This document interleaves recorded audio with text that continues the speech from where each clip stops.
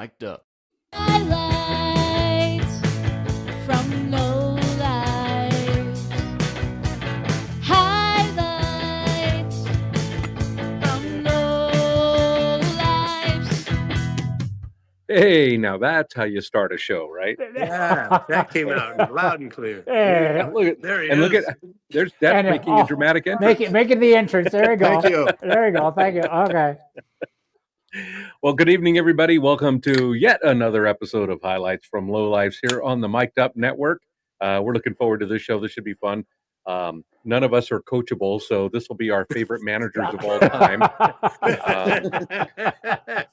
Not really experts on the subject, but we're going to give it a shot anyway. Marty, Brent Teddy Bear, and JC. So this is a panel of wise guys that can be matched by many others. What? Yeah, I know. Just there's. What? I was trying to be like, was it Rowan and Martin on Laughing? I'm trying to be on both at once. Just don't call me Dick. So anyway, What's a welcome to the show. What's We a are bippy? glad to be here. Looking forward to your interactions. While you're watching the show live here on Mic'd Up, if you hit the little microphone button at the bottom of the screen, you can leave us a message, ask us a question, comment on Marty's whatever that is. That a windbreaker or a track jacket? I mean, Marty doesn't run, so I can't believe it's a track jacket. The heat went out, so it's whatever I grab. Yeah.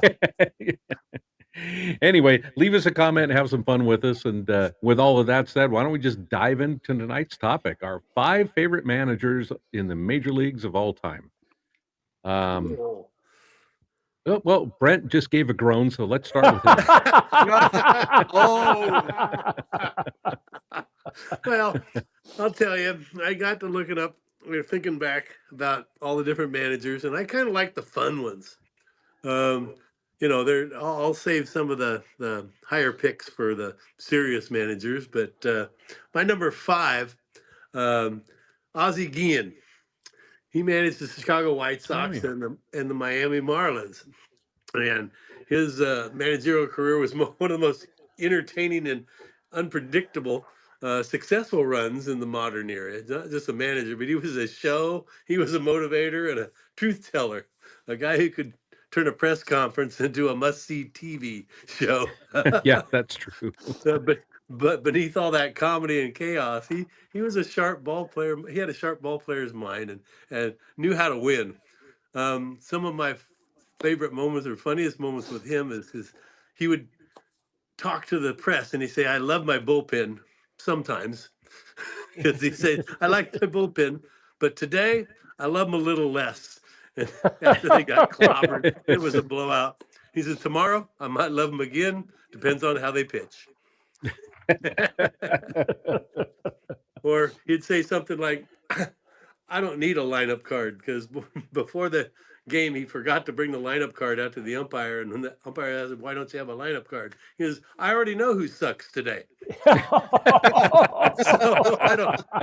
he would tell him that. That's And Joe West tossed him out for arguing one time, and Ozzie told the reporters afterwards, "Joe West thinks people pay to watch him umpire. They don't. They pay to watch me get thrown out." There you go. But anyway, he's my number 5. He was a character. Ozzie Guillen. Great pick. Who are you sending it to? Hey, I'm going to send it back to Robbie. Okay. I'm going to start with probably my only, maybe one of my only serious ones tonight. And this guy was a really good manager. He won over 1,100 ball games in his career and lost just over 900. I think he had a 540, 550 winning percentage. 3 World Series appearances. He led his team to several second place finishes and 2 World Series championships in his time. But what I've always admired about him, and this would be Danny Murtaugh of the Pittsburgh Pirates. Okay. Who's oddly enough, his nickname was the Whistling Irishman. So read into that what you will. Yeah, I guess. But Yeah, Murtaugh is the guy that managed the Pirates the day they fielded the all 9 Black and Latino player lineup. And what I always liked about him doing that, besides the part that it was groundbreaking, he just felt that day it was the best lineup he could field and win the ball game with. And he was one of those guys. If you have 3 fingers but you can hit, you can play for me. You have 14 legs, but you show up every day and work hard, you can play for me. And that was always his theory and his methodology, and it proved very successful in his era with the Pirates. They were competitive for the entire time he was their manager. And he also, he fought for Roberto Clemente very hard, especially when the press Good. tried to de-Latinize Clemente a little bit, and they would try to call him Bob. And he Bob. pulled Bob Prince aside, the announcer for the Pirates, and told him, "I don't like this. His name is Roberto. Let's call him Roberto. He doesn't go by Bob." And Bob Prince bought into that, and then slowly but surely, Murtaugh got the rest of the press and the other people involved around the Pirates organization to make sure they weren't calling him Bob; they were using his name Roberto. So, I mean, he stood up for his guys. He was a good family guy, and he was the, if you watch the old videos of him, he's the slow burn type of manager on the argument. He comes out very calmly in the beginning and states his case, and then clearly the Irish blood gets worked up, and by the end, he's as good as anybody with throwing a fit. But I just think the things that he did both as a manager and as for baseball as a man, uh, I got to include Danny Murtaugh on my list. Cool. Good job. Thanks, Marty. Yeah, managing the baseball is an interesting profession because baseball itself is unique. What can really a manager do but evaluate his talent and put the best guys out there?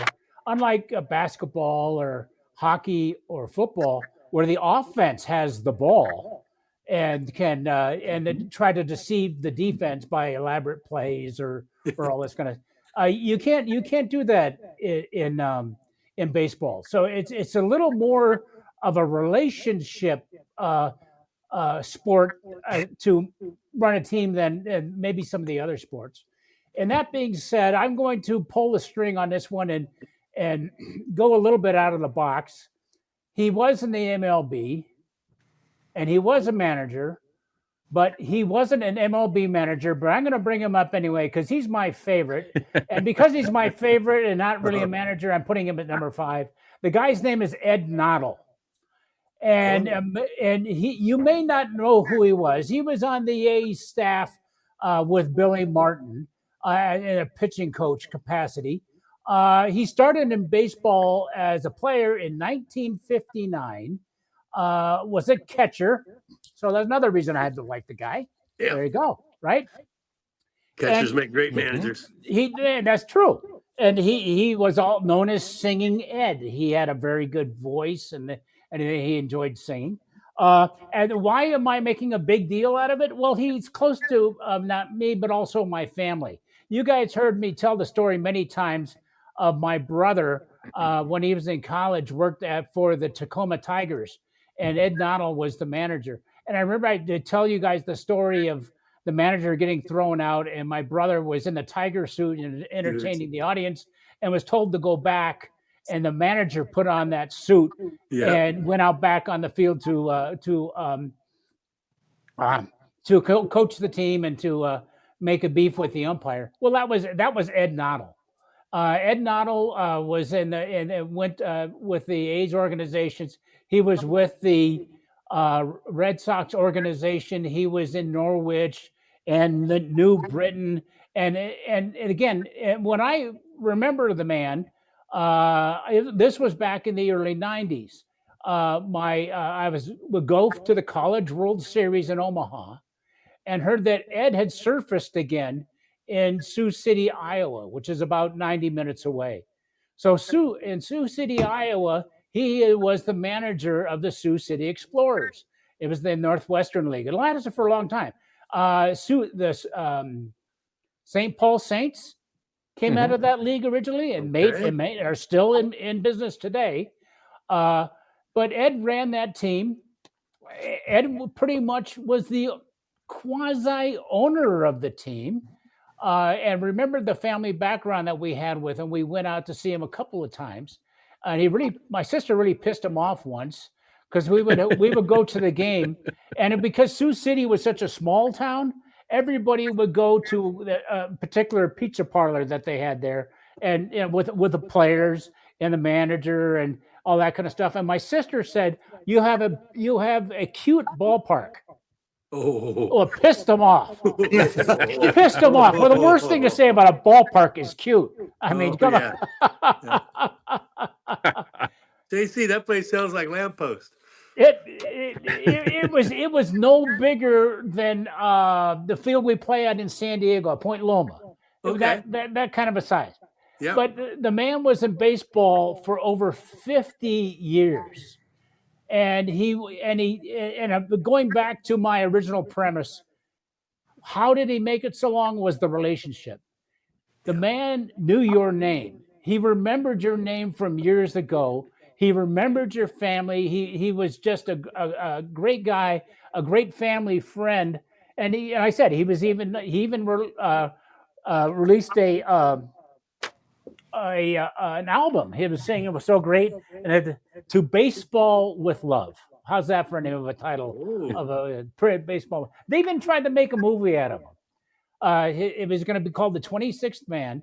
It started production in 2007, but the funding fell through, so it never happened. So, you meet great people in baseball, great men, and I, even though you gave me a loophole and I abused it, I had to bring him up again. One of my the idols that I always like, and his name was Ed Noddle, and check him out. He was something. So that's my number 5. Right. JC, you're I think you're the last to go in the opening round. JC is the I'm anchor. last in Okay. line. Yes. So, Well, this time. Earl Sidney Weaver. Jim Palmer used to call him that because it pissed him off. He hated his middle name of Sidney. Wonder why. Of course, the Orioles manager, and I just finished the book, which is The Last Manager. This is a great book. You guys got to get it out there in the audience too. All 3 of you. We've doubled our audience. Earl drank, smoked, swore, got ejected, the second highest percentage of any manager who managed over 2,000 games in his time. Some of the earlier managers may have been more, but Earl did it very well. I mean, the percentage was, I believe, 3.8%. And Bobby Cox, who leads everybody with over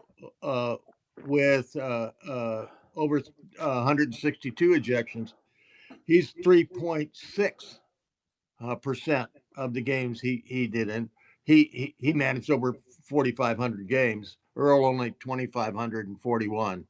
But over that time, he amassed an amazing record. His win percentage was 583, which is highest of the modern managers up to the time he retired. 17 seasons with the Orioles, he won 4 AL championships and the 1970 World Series. He was inducted into the Hall of Fame in 1996. But he was very inventive and a funny guy, even though he fought with Palmer, he fought with Boog Powell, he fought various people, including Bill Haller, the umpire, Tom's brother. He had a famous running battle with Tom Haller, but he once told umpire Paul Nicolai, "I'd like to read your rule book." Nicolai came back and said, "You can't read." He said, "You're right. I can't read your book. It's written in Braille."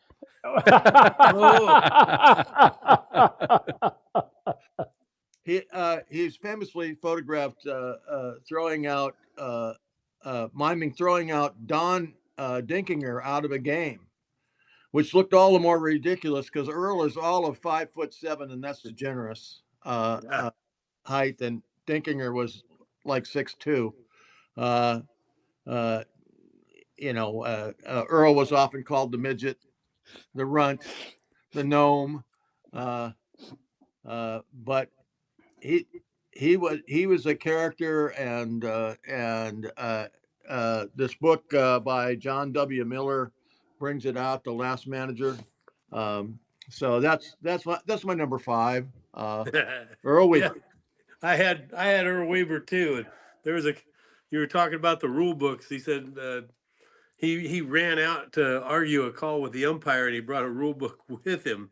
And the umpire says, "You can't bring that out here." He says, "Why not? You clearly haven't read it." And he was gone. Yeah. Or one time he got the thrown out of the game, and he refused to leave the dugout. And the umpire threatened to forfeit the game. And Earl says, "Fine, forfeit it. You can explain it to the commissioner." And the umpire backed down, and Earl stayed for a little while longer, and wandered off. But We talked yeah, about him on a show not too long back where he got thrown out during a rain delay. yes, I remember that. He also has the distinction of the only manager who was thrown out of both ends of a doubleheader Yep. twice. Yep. 2 times. So Earl was a character.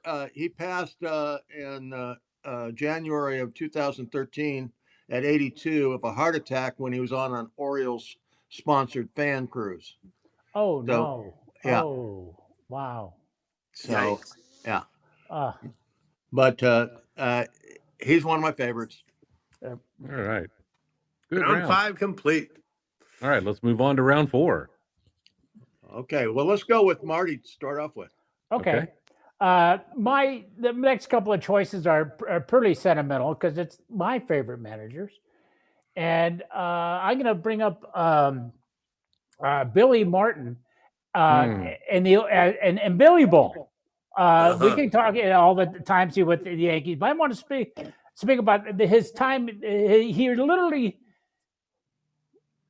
I can't say saved the franchise, but I guess delayed it running out of the state that it's in. Because, it was when he came, they were great, 73, 74, 75. They were World Series champions. They just missed in 76. But in 1979, they had lost 108 games. The attendance for the season was 370,000. No, 307,000, not even Oh, okay. Okay, all right. So and Finley was trying to dump the team, but who'd want to take it? But in comes Billy Martin, and he started Billy Ball. And we look at, and I was going to pull up, and I missed. I'm sorry, I was going to pull up the roster of that team in 1980. And there's a few names for A's fans, but the only one that was really there was the rookie year for Ricky Henderson. Oh, And wow. so he had really one asset. So let's go back and think what I previous said about managing in baseball. He turned those guys into fighters. It was the us against the world mentality. Yeah. And the following season, they're in the playoffs, and again the attendance is 1.7 million in just 2 years. He said he stretched fundamentals.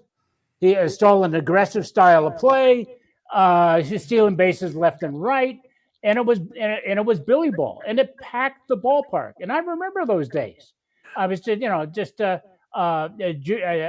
well, yeah. Yeah, I wasn't in diapers like you guys, but I was I was high school and junior college, and it was fun to go back to the Coliseum again. So and again, Billy went on to do some greater things, and of course he's in the Hall of Fame, and that's all it is. But Billy Ball, yeah, that's my number 4 is Billy Ball and Billy Martin for those 3, He let maybe Ricky be Ricky. 4 years in Oakland. He was only there for 3 or 4 years. Yeah, Yeah. and That's it. yeah, And he went back Ricky be east. Ricky, exactly. Yeah, And he let yeah. Ricky be Ricky. Yeah, And that's history good. history was made. So Yeah, that's awesome. Okay, thanks. Hey, Brent, so you enjoyed it so much, take it from here. Okay. Well, my number 4 is Bobby Cox. He started out with the Atlanta Braves for a couple of years, and then he went to the Toronto Blue Jays. And then he came back to the Braves for the next 20 years, where his dynasty started. His career was quietly dominant and consistently run baseball history. He was not flashy like Pinella or Weaver or Ozzie, but he was a master of his leadership, stability, and winning. The players adored him. The umpires feared him, and the Braves became a dynasty under his coach. His comedy came from deadpan reactions, legendary ejections, the way he could turn a meltdown into a punchline without raising his voice. He was very good at that. Cox holds the all-time record, obviously, with a record number of ejections of 158, I think it is. And one time he got tossed in the first inning. He walked in the clubhouse and said, "Well, I guess I'll start the laundry," as he went down the stairs in the clubhouse. He kicked out the first inning. Um, he could make an ejection feel like a coffee break. He said uh, uh, he was famous for getting tossed out without even opening his mouth. One day there was a borderline call. He stepped out of the dugout, looked at the ump, didn't say a word. Ump threw him out. He walked back to the dugout and said, "I guess he heard what I was thinking."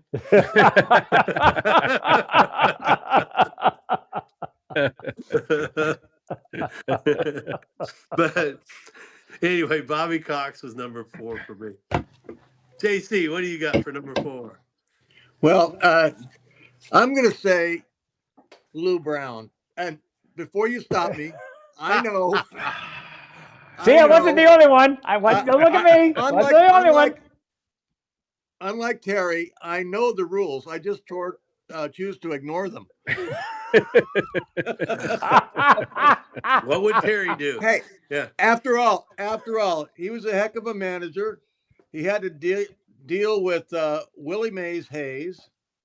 You're our leadoff hitter. You're supposed to be hitting them on the ground and legging them out. Willie says, "That's good. That was good up over the winter, and I'm a power hitter now. I got strength." He said, "You'd have to be to wear all that jewelry." And he had to deal with Roger Dorn. Oh. So he's sitting talking to Charlie Donovan, the general manager. They're out there watching the players show up in the parking lot. And of course, the Excalibur special vehicle shows up with Dorn in it. And he turns and says, "Donovan, I thought you said you didn't have any high-priced talent." And Donovan says, "Forgot about Dorn because he's only high-priced. Still hits the ball pretty good, doesn't he?" "Yeah, I just can't field it." "We'll shape him up." Later, he sees Dorn out on the field and says, "Get in front of the damn ball, Dorn. Don't give me any of this Olay BS."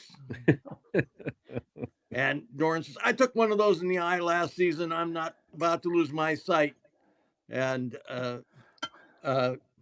he says, "I'm deeply moved. Every time you play one off your hips, you owe me 40 sit-ups."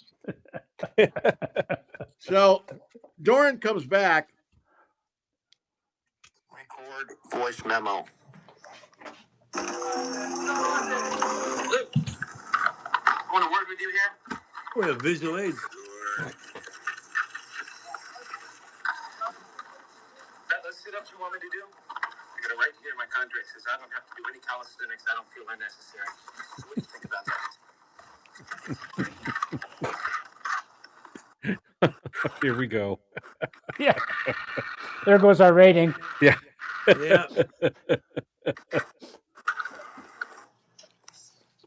That's a heck of a manager. Okay, Robbie, it's up to you.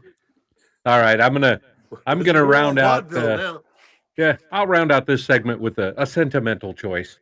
Um, the first manager I became aware of as a child, being a manager and their role with the team, was Charlie Fox. Oh, okay. Good old Charlie Fox. He had a pretty good record with some really bad Giants teams. Had a lot of fading superstars, aging superstars with Mays and Marichelle McCovey, and still got the Giants to one round of the playoffs before the World Series in 1971, which they had no business being that far. But he did a really good job with a lot of the younger players like Ken Henderson and Chris Spire and Tito Fuentes and Ron Bryant when he was pitching. And I just, for me, I don't want to get into the stats and the details too much. Just Charlie Fox was the first manager where I became really aware of what a manager did with the team. I think I was 5 or 6 years old, so he was the guy to me. He was as much a part of the team as the players were. So Charlie Fox was that was a big deal for me. So Yeah, he's my number 4 pick. you look up to the manager when you're young. Yep. Yeah. Yep, Cool. that is for sure. Well, hey, that's good. That's a good round we just completed, and that brings us to one of my favorite parts of the show, a little segment we like to call "What You Drinking." As always, the highlights from Lowlife show continues to be sponsored by our really good friends at Almanac Beer Company in Alameda, California. Again, I'm still guessing why they do this, but they do it. They do have a love for baseball. They are a major sponsor of the Oakland Ballers, Good. and they have that Ballers Love Hazy IPA, which is so popular. So I guess that's what it is. It must be the love of baseball that allows them to accept us. So here we are. We get some beer for them. We get to talk about the beer we're drinking on the show, and I'm still on the Hugs Hefeweizen. I'm really digging this. It's a super Oh, that's German style good. Hefeweizen, rich, deep flavor, and yet it's easy to drink. You don't get that cotton mouth flavor you get from a lot of the American style Hefeweizens. This is just a really delicious, full flavored beer that you can have. It's a beer to have when you're having more than one. I'll put it at that. That's got a couple of What? different flavors in it too. They're really Yeah, good. They go together. yeah, I never would have thought you would put clove and absolutely. banana in there. Yep. Good. What? I've got a Seaside. Jump in It's there. a West Coast IPA, and it's kind of a step up in IPAs from the Bunny Hill one that we say is a starter, and it's probably a little lighter than the Love IPA, Right. but it's just got a great taste to it, lots of flavor, and you don't have to kill yourself. It's only 6.7, so you can have a couple. Uh, it's not double IPA like the IPA that Webby was drinking. Oh, the Uh, big love. the Big Love, yeah. So, but I really like this dry hopped and very nice Seaside West Coast IPA by Almanac. Nice. What do you Oh, I guys got got? a Rocktoberfest. Still having Oh, some of these from Oh, the springtime. I know you guys are envious, but mhm. I purposely held back so I could have some of these later on in the winter. It's a great German style lager, great flavor. It's only available in the fall. yep, So when you see it, go get it. I yep. recommend it highly. Rocktoberfest, Almanac. Lucky. I hate to duplicate things, but hey, JC, you're drinking a good beer there. Because I got the same thing. It's the Seaside IPA, and again, like JC said, it's a real nice IPA. And this is nice. Let me see if I can explain it. Oh boy, here goes Marty again. Look out. They do Almanac does things very well. The aroma of the beer as you're about to drink it is full and flavorful, and here's those hops, but it goes down very smooth. It's a hoppy flavor. You get it. It's not overpowering. It's not feeling like you have to chew it. It's not like you have to suffer through as you swallow and let this thing all go. It's a nice, crisp flavor, full of aroma, full of flavor, and it's a real nice IPA. And for someone who doesn't drink a lot of them, this is my favorite. Bunny Hill, yeah, it's a little is nice, but this really gives you a nice full aroma. They do a good job with this. This is my Yeah. favorite. I agree. That's I it. like That's the it. Seaside Yeah, also. the Seaside does. They do a very good job with it. I Yeah. agree. So Thank you, All Almanac. right. Well, yeah. thank you to Almanac. Yeah, and if you're visiting California, if you live out here, whatever, you're coming to the Bay Area, and a lot of you might be coming for the Super Bowl this week. Yep. Make sure you stop by Alameda. The Almanac Brewery is now called the Almanac Adventureland, and it is a great place to go with friends, family, or go to make friends and find family. Whatever you need to do. Is there Just a something great you place want? to You hang want to out. elaborate a little more? Something personal Make a new experience there, friend. Nope. Rob? Make a Is new there something friend. there? Oh, okay. I'm sorry. Sorry. I'm trying. So get on by Almanac Brewery, and when you stop by there, make sure you tell them you heard about them from the highlights from Lowlife Show, and they may take pity upon you. Yes. Cool. There we go. Let's move on into round 3. Who wrapped up that round? Was that me? Yes. All Yes, right, that was you, sir. let's have JC start this round off. There you go. All right. Well, once again, I'll stretch the rules a little bit. He was actually a major league manager, even though he shouldn't have been. Uh-oh. Okay. This man's name is Tom Sheehan. And in 1960, he was tagged by the owner, Horace Stoneham, to take over for Bill Rigney and finish out that season. Now, Sheehan had played baseball for the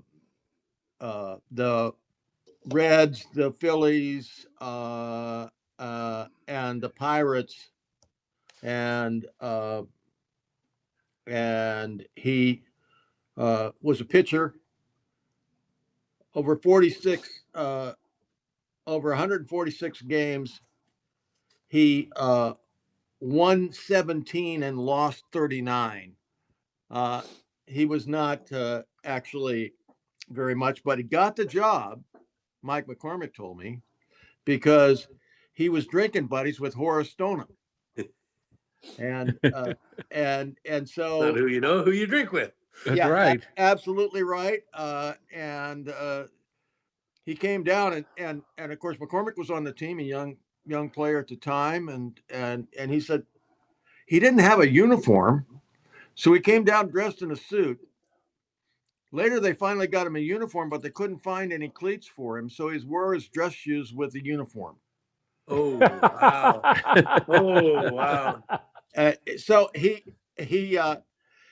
won 46 games and lost 50 to finish out that season. And he was gone, and Alvin Dark took over afterwards. And Horace probably learned his lesson that Tom Sheehan wasn't the greatest baseball mind in the organization. So that's my number 3 would be Tom Sheehan. What do you think he got fined in Kangaroo Court for those shoes? Oh, I don't know. McCormick didn't say anything about that. He just said he was a ridiculous caricature of a manager. They would they'd stand out like a turd in a punch bowl, wouldn't they? Yes, they would. So, Brent, what do you got? Oh, my number 3, Lou Piniella.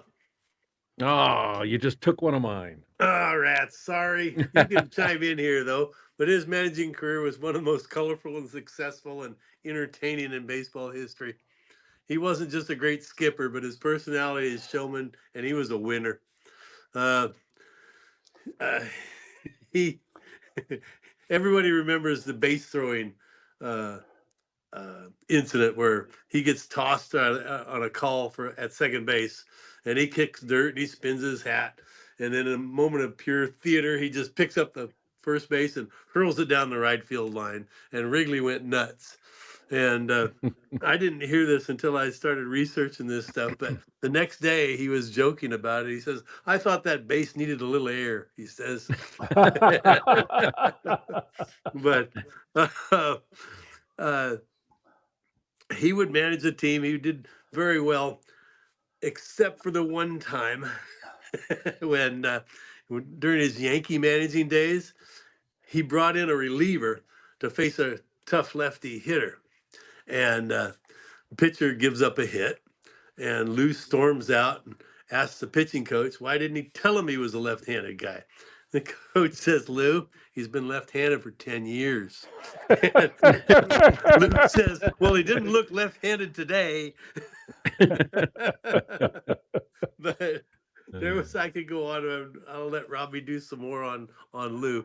But All right, then I'll he I'll was keep him phenomenal. on my list. This will be my Oh, round okay. 3 guy Just then. keep him on. Okay, very Yeah, good. We'll just because do that. I'll I'll cut it off there, and you bring him well back up, if you're done, yeah. and then you bring him back up. All right, I think it was 1989, his first year managing with the Reds, and I was dating my wife at the time. We were I found out she liked baseball, which was a huge benefit, no doubt. But we went to a game one night where the Giants played the Reds, and if you remember at Candlestick Park, the visitors' dugout was all, or the not the dugout, the clubhouse was all the way down the right field line, but the visitors' dugout was on the third base side. So when a player or a manager or whatever got kicked out of the game, they had to march all the way down that right field line. We were sitting over kind of behind the third base dugout area, behind the visitors' dugout, and there was a call. I don't remember the circumstance of the call, but Piniella went nuts like he always did, with the umpire at home plate, threw his hat, kicked the dirt, did all the stuff you normally do, got thrown out of the game. Now at Candlestick, when you got thrown out of the game, you had to go back into the dugout and get your stuff, and then go march down the field. So we see him go into the dugout, and from our seats, obviously, we couldn't see what was happening in the dugout because we were behind it. But all of a sudden, like stuff started flying out of the dugout. A bat here and a jacket there and a bucket and all these things just started flying out of the dugout, and he was clearly going to get his money's worth and emptied most of the loose stuff in the dugout onto the field. And then it stopped for a second. Stuff stopped flying out, and there was a pause, and you could hear over in the first base side people were starting to laugh because they could see into the dugout. And Piniella came out with his arms full of stuff. And as he made the walk from the third base dugout to the clubhouse gate way down the right field line, he was throwing things on the field every step of the way. You left My a wife was trail. laughing so hard, and she looked at me and said, "Okay, we're going to come see the Reds every time they're in town, as long as he's the manager." And we did. We used to do the you pick 'em plans where you could get like 15 games and buy your picks which games you wanted to go to. And we always had to go to a Cincinnati game. And I swear on everything that is holy that every time that I took her to a Giants Reds game, Lou Piniella got kicked out. So she got her money's worth every single time. So that's my pick too, Lou Piniella. Yeah, Excellent. that was good. That was good. I'll never forget armload of crap and just it was gloves and bats and like sunflower seed packets. It didn't matter. He just came out with an armload of crap and just threw it as he walked that whole way down the line. That reminds me of when Lasorda got kicked out of games at Candlestick, he would have to do the walk and he'd blow kisses to the Yeah. crowd. Oh, Right. yeah. Right. Yeah. Yeah. Yeah. Yeah, Well, he was getting Yeah. showered with beers and booze. Yeah. yeah, he was. He wanted sausages and pasta, though. Yeah. No such luck. Yeah. No. So Marty? Yeah. Let's stay with let's stick with Candlestick Park. Okay. Okay. All right. For my number 3, again, it goes back to my favorite. And I look back at these times where a group of us would go to the games back in the mid '80s, and the about three or four couples. It was a group of us, and the ladies would like to go down to the bullpen and have to get the seats down by the bullpen again. Where and again, it's just happened where you guys were saying was the route to the visiting clubhouse.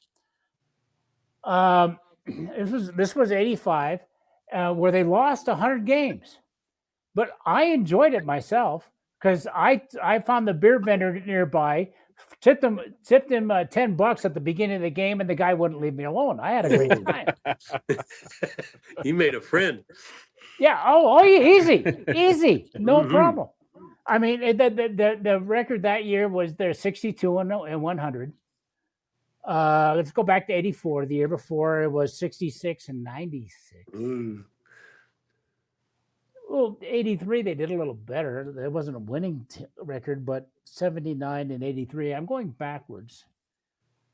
But something happened at the end of 1985, and I'm going to steal. I think I'm going to steal somebody's thunder here, but that was when the Giants brought in Roger Craig, and again was my theme for the night is relationship managers, and Baby. this guy, and then thank you, and this guy.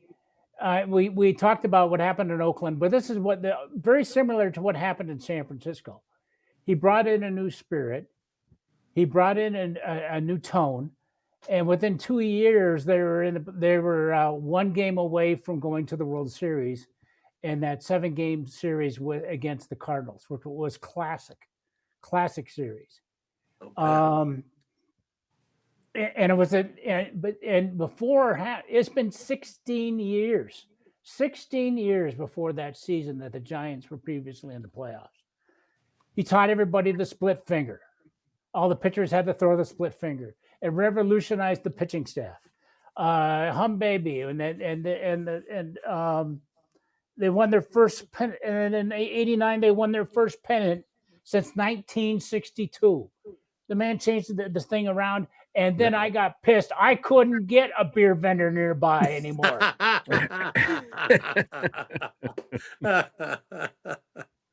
It was great fun. It was great baseball, but oh my, I don't know what I missed. The beer, the baseball beer. Anyway, Roger Craig's my number 3. Sorry. There you go. Yeah, hum baby. Hum baby. Good. Way to go. Is that the round? I think that's the round. That's it. I think it's the round. All right. Somebody said All right, another round. Look, I'll drink Sounds to good to that. me. Okay, Yep. there we go. All right, Marty, who do you want to have start off round 2? JC's going to start off round 2. Okay. Well, I had Roger also, the hum baby. We called him Grandpa, but I'll pass that. Oh no, keep going. Come on. All right. Yeah. The hum baby, as Marty mentioned, a new spirit, and then the Hank Greenwald line, 27 years of waiting, the Giants have won the pennant, and he had a overall 500 winning percentage between San Diego, who he managed before the Giants, and the Giants. He actually had a 509 when you restricted to the Giants, and you got to love these kids and everybody. Will Clark, it was part of my upbringing to watch Roger manage and handle the pitching, and he did a great job of that. And I always think he kind of set things up for the later success. And the World Series marred by the earthquake and all that kind of took some thunder out of our sales, and it was unfortunate, but he was a truly great human being, and I know he had a great relationship with Will Clark, at the Will Clark game, honoring Will and his number retirement. Roger Craig sent in a video, and he was ailing at the time, but he certainly brought the crowd laughing, saying, you would have done a little bit better if you would have listened to me more. But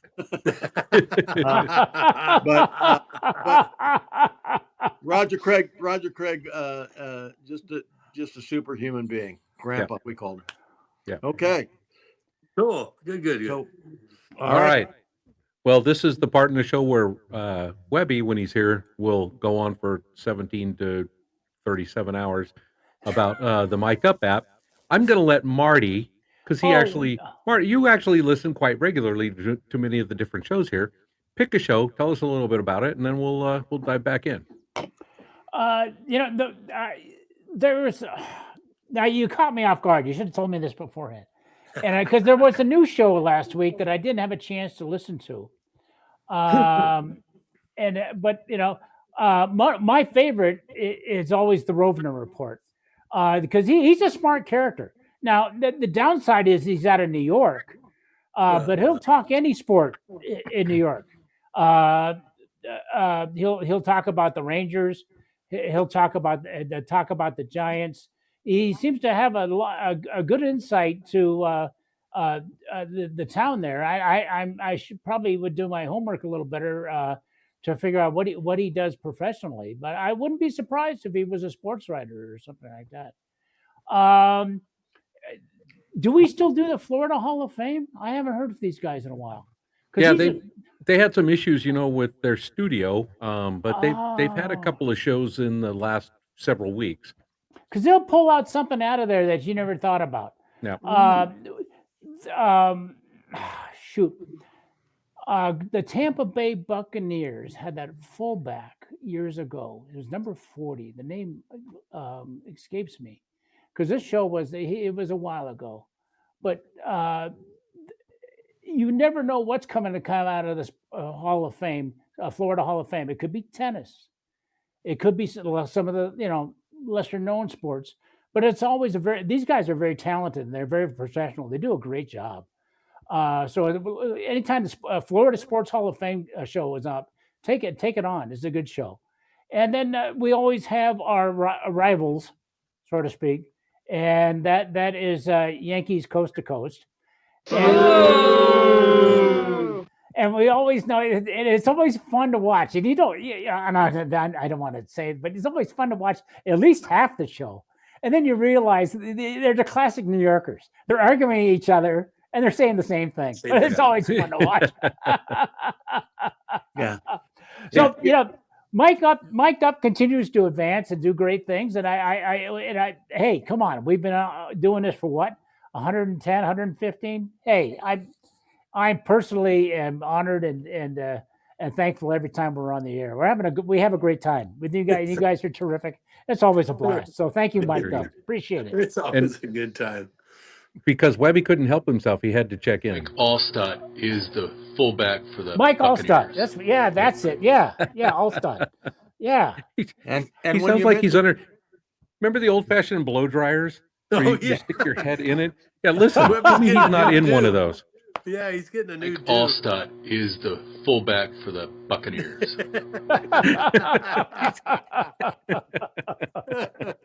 He's at the no salon. Comment, no comment there. He's at But the salon. That's why he's not on the show that, tonight. Rovner, gossiping at the beauty parlor. Yeah. I will mention that Mr. Rovner, his dad and his uncle played baseball with Teddy Bear and I. Yeah. Oh, really? Oh, Yeah, terrific. Mark and Brett. Oh, wow. Yeah. At Giants fantasy camp, actually. Yeah. Oh, Yeah. great. Couple of different times. Yep. Couple of different times. That was awesome. They're good people. Yeah. Yeah. Good Even stuff. for New Yorkers. Yeah. All right, that brings us to round one. Who is up? Marty, you went last, Round right? round two. We're still on round two. We are? Round two. Round two. I thought I did round two. Oh, no, I did not. Wow, I screwed everything up. Welcome back That's okay. to my show. Hey, that's okay. We got it. We jumped ahead. My bad. All right, what do you got for two? Go ahead. Go What do you ahead. got for Go, Murph. Okay. I have a guy that between 1949 and I want to get these dates right. 1949 and 1960 won 7 World Series, um, won 3 American League pennants, and in that window for what is that, 11, 12 years, only missed the playoff or the going to the World Series twice. Wow. And that was Casey Stengel, Yes. who had a great career record, going into his final season with the Yankees, and they won 97 games even at that point. And then old Casey became the manager of the expansion Mets. And his winning percentage went from 600 almost to 500 in just Really the quick. space of the 4 years that he managed the Mets. But some of the greatest stories, I mean, he was always a funny guy. When he was a Yankees manager, he used to give the elevator operators, the guys that were doing the elevators overnight, and other staff members that worked overnight, baseballs, and said, "Hey, get the players to sign these." And then that's how he knew who was out past curfew. Oh, wow. Yeah. Oh. So he did stuff like that. And then That's pretty cool. I think my favorite Casey Stengel is the manager story is the Latengo incident. So this is the 1962 expansion Mets. They have Richie Ashburn, who is a Hall of Famer, a great player, and they have the first Frank Thomas, who also was a very good player. He's a Gary Matthews kind of player from that era, a guy that was going to hit 280 every year. He's going to get you 20 to 30 home runs, a bunch of RBIs, just a good solid player. And then the center fielder, or excuse me, the right fielder was Elio Chacon, and Chacon spoke no English whatsoever. So Richie Ashburn and Elio Chacon kept crashing into each other because Ashburn would say, "I got it, I got it, I got it." Chacon didn't know what that meant.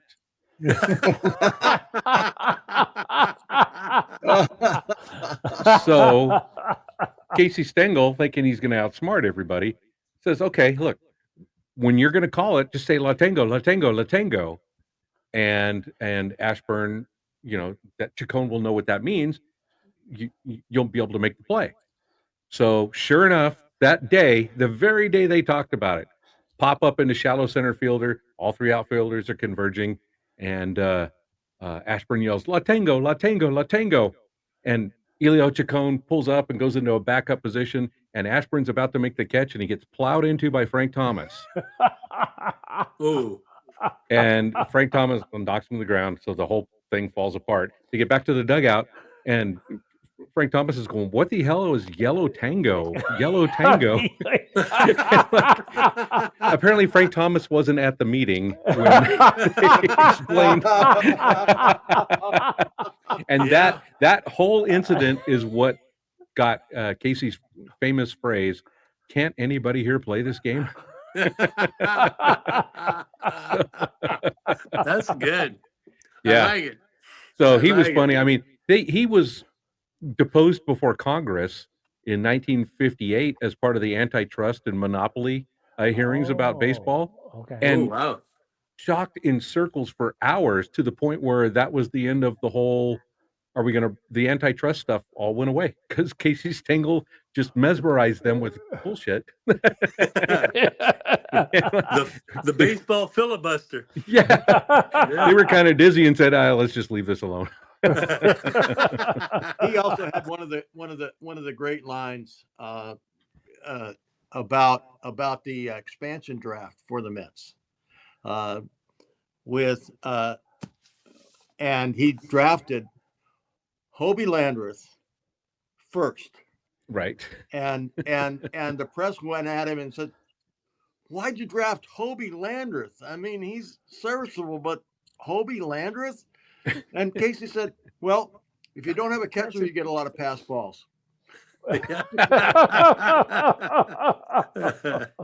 So I mean, he was eloquent in his way. Oh yeah. Yep. He said the one time about the way this guy's hitting, he'd be better off if he was hurt.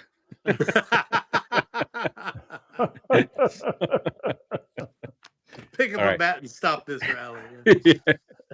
Since I goofed this thing all the heck up, who's left for round 2 here? Um, I am. I haven't. None of us. Oh, I go think ahead. Go ahead. You started round 2, Robbie. Okay. Marty, you want to go or you want me? Okay. Marty was all, All right, yeah, sure. he was like Horshack there for a second. Here's somebody you never heard of. Cornelius Alexander McGillicuddy. Oh yeah. Mm-hmm. Ooh, that's Lucy's dad. She was Lucille McGillicuddy. It's Connie Mack. Oh. For a number of reasons, I love Connie Mack. For one thing, was his longevity. He was a manager for 50 years, starting with Philadelphia A's in 1901 to 1950, 5-time world champion. In 1916, he wanted to raise the bar of the game, and so he established a code of conduct. Without getting into a lot of it, I will play every game to the best of my ability. I will never take an unfair advantage to win. I will always conduct myself as a true sportsman. It goes on and on and on. There's about 12 of these. Connie Mack really changed the game. But why is he really on my list? He literally is the best dressed manager of all time. Oh, there you go. There you go. Time magazine, yeah. With the straw hats and the derby hat and the suit. There Hey, you you go. should bring that back. He's a class act. All right. Brent, go ahead. Okay. Well, these are more, the last two here are more serious for me. But my number 2 is Joe Torre. He managed the Mets, the Braves, the Cardinals, the Yankees, and the Dodgers. I know we're running out of time here, so I'll go quick. But he was one of those rare managers that could walk into a clubhouse full of stars, and pressure of the New York media chaos and make it all look easy. What made him great wasn't just strategy; it was his leadership, his emotional intelligence, and his uncanny ability to get the best out of people. In the late '90s, he had Jeter, Rivera, Bernie, O'Neill, Posada, Clemens, and Pettit. A lot of personalities to deal with that there, and he had a gift for keeping everybody calm, focused, and pulling in the same direction. He didn't yell, he didn't panic. He created a clubhouse where stars played like role players, and role players felt like stars. You were down 8-0, he was calm. Up 8-0, he was calm. Media storm, he was calm. October pressure, he was calm. Players said that his steadiness made him feel like everything was under control, even if it wasn't. um, he was a master at the bullpen. He knew exactly when to go to Rivera and when to stretch Rivera and use setup guys. And he didn't chase analytics, but he trusted feel and relationships. He was a manager, or excuse me, he was an MVP. He was a batting champion. He was a catcher, smartest position on the field, and a guy who played in New York. So he knew how to do things before he had to do them. He protected the players from the media. New York could eat you alive with the media. He was a shield. He took the heat. He deflected the blame. He never threw players under the bus. He wasn't a pure analytics guy, but he was wasn't a dinosaur either. He blended. He didn't overcomplicate the game. He simplified it. So when it mattered most, that's when he won in October. He got 4 World Series, 6 AL pennants, 12 straight playoff appearances. He made the hardest job in baseball look easy. That's Joe Torre. Yep. That does Jason- finish out the round. Yeah, cool. Good. And the smartest player on the field is a catcher. And I'm surrounded by 3 catchers, and 2 of them are left-handed. So this is just insane. Hey, All right, Brent, who's wrapping it up for us? Where are we going round 1 here? Round 1. Let's go to Marty. thank you very much. This is a sentimental favorite.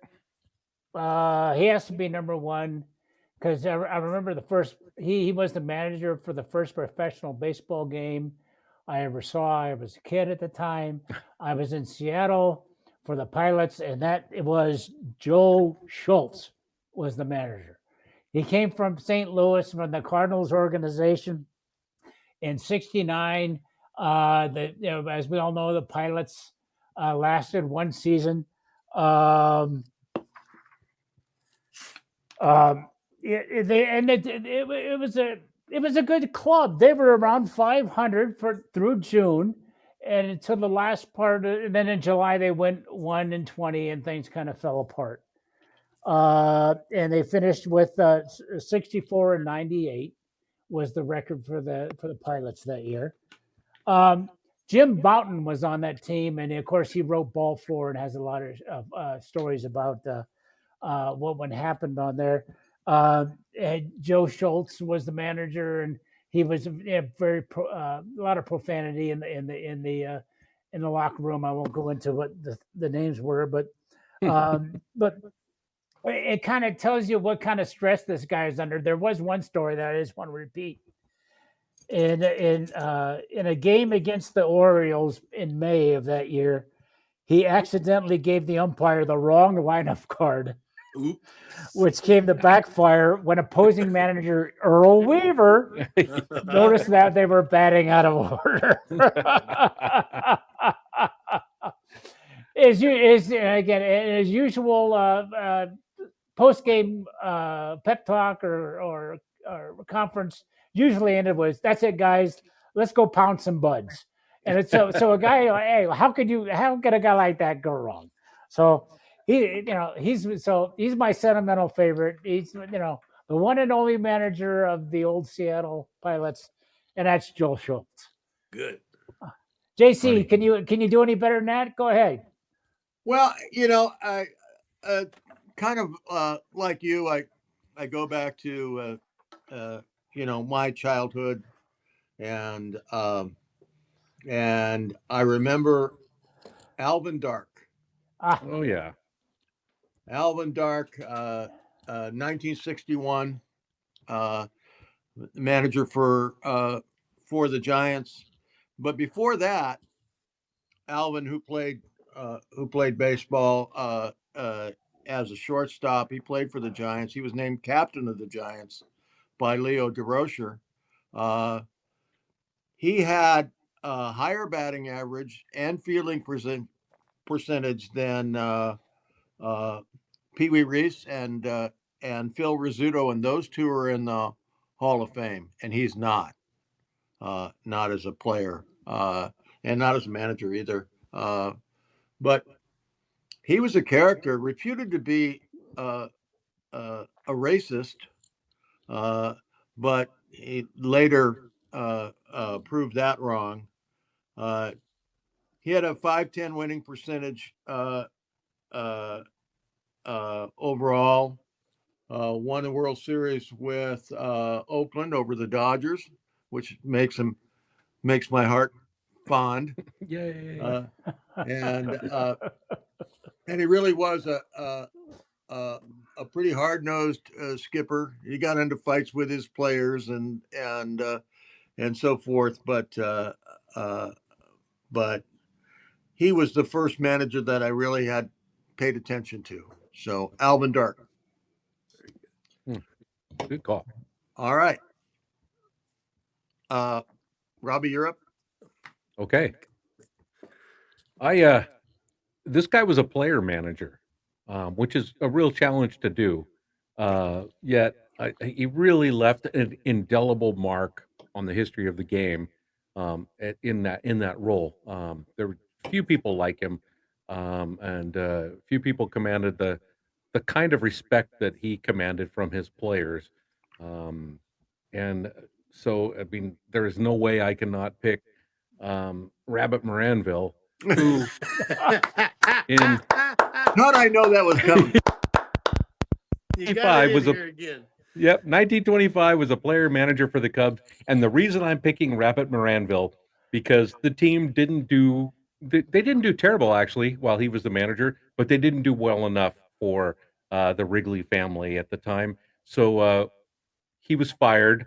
And the next day, Rabbit Moranville stood outside the entry gate at the ballpark, and they used to sell newspapers as you walked into the ballpark at Wrigley Field. And Rabbit Moranville took over for the kid that was selling the newspapers, going, "Extra, extra, read all about it. Moranville fired by Cubs. Moranville fired by Cubs. Read all about it." He So was he's, yep, stood outside Wrigley Field on game day hawking newspapers. selling his own headline. So I That's cannot not go with Rabbit Moranville, of course. There you go. There you go. That is that you bringing us home, Brent? Yeah, Yeah. bring it home. All right. For all us catchers here on the show tonight, Mike Matheny. Oh He was a yeah. good baseball manager. The man is a St. Louis, or he worked with the St. Louis Cardinals and the Kansas City Royals. He was a catcher, best training ground for managing. How many other managers? There's Bochy, there's Guerin, there's Sosha, there's all kinds of catchers that turned into managers. He spent 13 years behind a dish, and experience translates directly into the strong game management, smart base bullpen decisions, excellent defensive strategy. He understood the game. He was a natural leader. They called him the captain without the C. I think that means catcher, though, right? And they trusted him. He won immediately when he came in. He had 4 straight playoff appearances, 2 NLCS trips, and 1 World Series in 2013. Uh, that's rare for a first-time manager. He managed pitching staffs exceptionally well because he was a catcher. He understood, when he was losing his mechanics, when the guy needed confidence, when to push him and when to pull him. They praised him for pitchers, excuse me, praised him for his preparation, his communication, and his trust. He was excellent with young players. He was calm under pressure. Um, he wasn't a buddy manager. He rewarded you because you worked harder than anyone, and he expected professionalism. Um, he never asked players to do anything he wouldn't do, and young players learned from that. His communications were short and purposeful. He didn't overtalk anything. Um, I just liked him when he was with the Giants. I thought, man, he's going to make a good manager someday. I just saw how well he controlled things when he was in the game. So anyway, Mike Matheny is my number one, and he's a catcher. Well done. Yay! Well Hey. done. All right, let's get to the calls. We're running out of time here. Yeah, Mad Dog. Mad Dog is called in. here we go. In my lifetime, there are 3 major league managers to be considered the best of all time, as they won multiple World Series games in the pre-designated hitter era, pre and post. We had Tony La Russa with the A's and the Cardinals. We had Bruce Bochy with the Giants and the Texas Rangers, and Sparky Anderson with the Reds and Tigers. Those are the 3. Yeah, good pick. He got it Yeah, in. oh, yeah, great. Yeah. Good job, Mike. All right, and an M. Miller has called in. Ooh. I would like to say one thing about my favorite. It's actually least favorite managers. The managers who decided that relief pitchers can only pitch 1 inning. And the king of that is Tony La Russa. And Tony La Russa is one of the most overrated managers in the history of baseball. He had the best team with the A's and the best team with the Cardinals. And even though there were a lot of cheaters on those teams, how many World Series did Tony La Russa win as a manager? I don't know. Not very many. I think 1. So he's my least favorite. There's the counterpoint Wow. to Mad Dog. Did that bus did you guys see that bus go by? Here's a Right follow-up. under it. As far as favorite managers, past and present, I liked the old school guys, the guys that really like to kick dirt on the umpires. They were fun to watch, and a lot of them had some good strategy. The Lou Pinellas, the Earl Weavers, the Billy Martins. Those guys were kind of fun to watch. They liked to kick the dirt on the umpires, and that was fun to see from that perspective. from a strategery standpoint, there are some really good managers that are out there. I think that Tony Lasorda was underrated. Dusty Baker, before he got caught up in the one-inning relief pitcher crap, ran his team really well. I liked the way he did it. I thought Billy Martin was an outstanding manager. I'll come back with a fourth message just to bother you guys and explain a Billy Martin story to you. That's okay, Mike. That's all Dick right. Hauser in Kansas City was very good. Oh yeah, Dick Hauser. That guy was Yeah. really beloved in Kansas City and He by his was. teammates and the Yeah, fans. yeah. And then he had Yeah. that was a tragedy. Brain thing, yeah. Yeah. Good call, Mike. There we go. And here's a story that Jay Johnstone, former Yankee, told me about Billy Martin. Ooh. Before each game, he'd go up and down the bench players, and he'd say, in the sixth inning, you're going to come in because they're going to be bringing in this right-handed pitcher, and Johnstone, you're going to pinch hit for this guy. And then he'd go to the next bench guy and say, when this happens in the eighth inning and there's guys on base, I'm going to put this guy in to pinch run, and you're going to bunt him over. He would know before a game what the other managers were doing, and that's what made Billy Martin a great manager. Yeah. That, and he drank a lot. Yes. Yes. All right. Well, That's you guys, good, Mike. Thanks, any Mike. actually, those are good calls tonight. Any Oh, any follow up you guys want to say, or are we going to just kind of say this was fun and wrap it up? Well, I yeah, we're think going to say this is fun to wrap it up. Buttermaker ought to be mentioned here in the honorable mentions. Honorable Anybody mention, can yeah. drink beer in the dugout deserves to be mentioned. I think Jim Leland might have done that too. I know Earl Weaver smoked a ton of cigarettes He did, behind yeah. the bat rack. Yeah, but He said he was you a know, firecracker with a cigarette. You can't forget the Skip from Bull Durham either. He had a great Oh, yeah. philosophy. Hey, you lollygager. You lollygager. What does that make you, Larry? Lollygager. Lollygaggers. And don't forget the one from The Natural. I should have been a farmer. All right, let's get out of here. That wraps up another Low Life show. Thanks for watching. Almanac, thanks for sponsoring. Marty's got to say something. Wait. Next week's show, we have a special guest, Oh, that's right. Leland Tilley. Look him up. Leland Tilley, Tilley, minor league pitcher through the Cardinals organization. We're going to talk about what his life is like in the minor leagues and how to survive it. Fantastic. Look it up. It's going to be a lot of fun. Fantastic. So, once again, Almanac, thank you very much. Go ahead, Thanks, Almanac. go ahead, Ronnie. Pull us out. Thanks. Here we go. Highlights from Lowlifes. Highlights from Lowlifes. Good night, everybody. Good night.